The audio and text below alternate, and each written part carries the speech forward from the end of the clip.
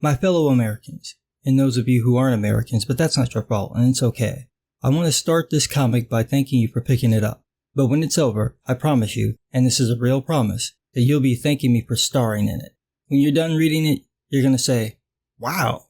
And when you show it to your friends, they're going to say, my mom won't let me read it because it disagrees with her. Sad. Because in this book, you're going to be reading about winning.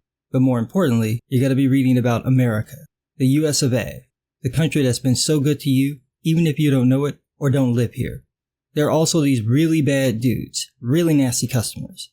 I'm going to beat them up, and we're going to make comics great again. Now turn the page and watch me powerbomb the snot out of them.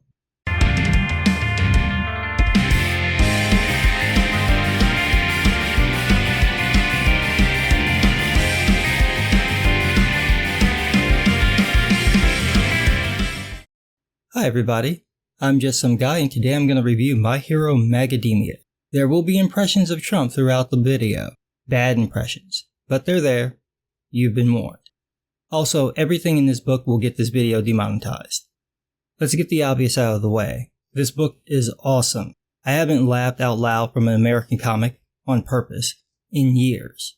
It was co-created and drawn by Timothy Lim, and co-created and written by Mark Pellegrini. Brett Smith did some additional colors and Austin Rogers did the creature designs. Oh man, where to begin? The premise of this book is a parody of My Hero Academia with Donald Trump in the place of All Might. The genius of the idea is that it pokes fun at Trump's bad habits without being mean. As a not Trump supporter, I know that's blasphemy, but we've gotten to the point where the Trump jokes are literally just insults. They're funny because we're supposed to not like Trump, not because there's an actual joke. But there's plenty to spook without being hateful. Timothy Lim's art is fantastic. Absolutely perfect. He nails the manga/anime look, but also keeps the character designs recognizable. You can tell which real-life person is being drawn even though he's not using a realistic style. That's solid skill and talent right there. He's so good at it that you can tell who people are even in tiny panels with characters hidden in the background. Just about everybody in our comics review community has cameos somewhere. Half the joy of the book is looking over the pages to see the little gems he's scattered throughout the panels, like Diet Coke being labeled Fake Coke, or a certain group of superheroes whose comic just got super crowdfunded just randomly popping up in the story. I love that.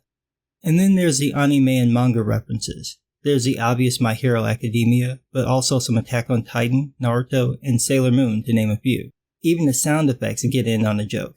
It's an absolute joy to look at.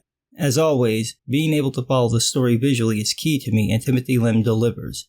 You can basically flip through the book and get what's going on. The coloring is also phenomenal. I know that Brett Smith worked on several pages, but I assume that Lim did the rest.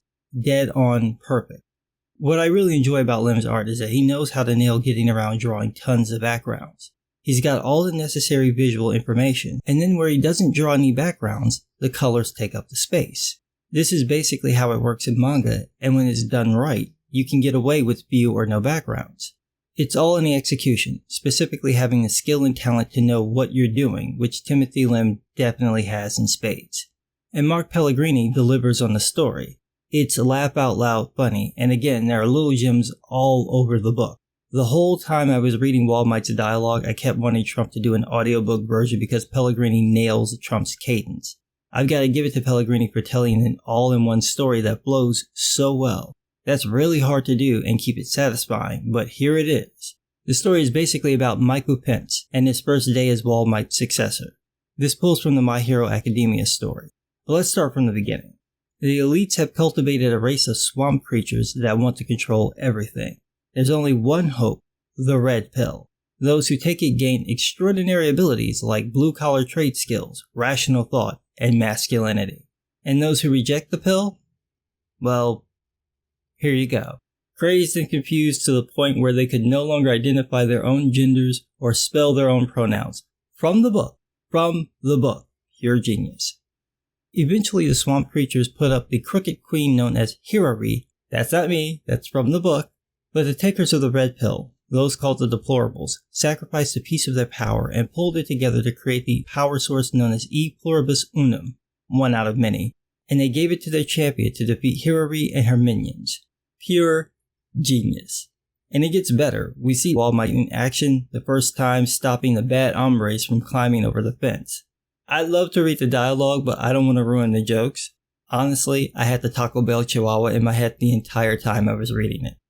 Then we get Michael showing up at the White House to meet All Might, and we get one of my favorite scenes where All Might explains how E Pluribus Unum works and how it's passed down. He says, "There have been many champions over the decades entrusted with the power. Some of them have been even greater than myself. So great." And he points out the disappointments. And then we get Obama crossed out. And Michael's like, "Who's that guy?" And All Might says, "Pre-crisis. I retconned him out. It's complicated." It's okay. I still like you, Chocolate Jesus. Then Mad Dog Mattis calls and says he's drained the swamp, with some help from a certain team called the Jawbreakers, but the swamp creatures aren't there. Mad Dog thinks they've gone deeper, but before All Might can give his opinion, there's an attack. Note the sound effect. Genius. The swamp creatures have arrived. Melania shows up, and Flotus is ready for battle. But before they go to battle, Michael needs to prove he's ready. He swears he is, so All Might is ready to hand over the power. And he's like, "There's only one thing you have to do now." Michael says, "Anything, just name it, All Might. Eat my hair." And before Michael can say anything, All Might shoves his hair into the boy's mouth. Not a strand of hair, but the whole shebang. And he's got a full set of hair underneath it. So he goes to do battle and gives this speech that ends in the classic Sailor Moon pose. And the swamp creatures can't believe it. They're like, he's some sort of god emperor. Nonsense. He's just some guy. I'm in the book twice. The only reference missing from this book is someone calling All Might Daddy like Milo does with Donald Trump.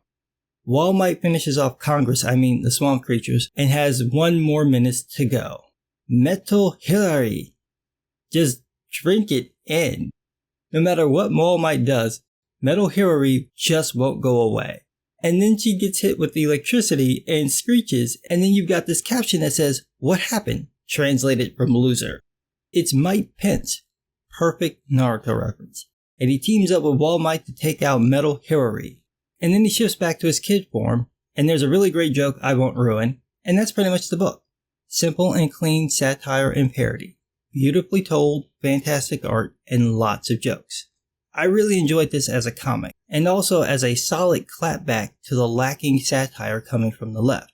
Even if you're not a Trump supporter, like I'm not a Trump supporter, you can enjoy this book.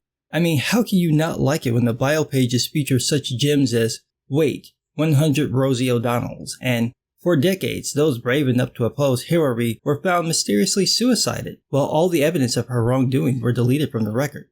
This is a must-own book. Find it, buy it twice, like I did. That wasn't intentional, I just couldn't find the book anywhere, so by the time the comic book shop got it, I had already ordered the second printing, so I ended up with 2 books. Seriously though, get this book. You will not be disappointed.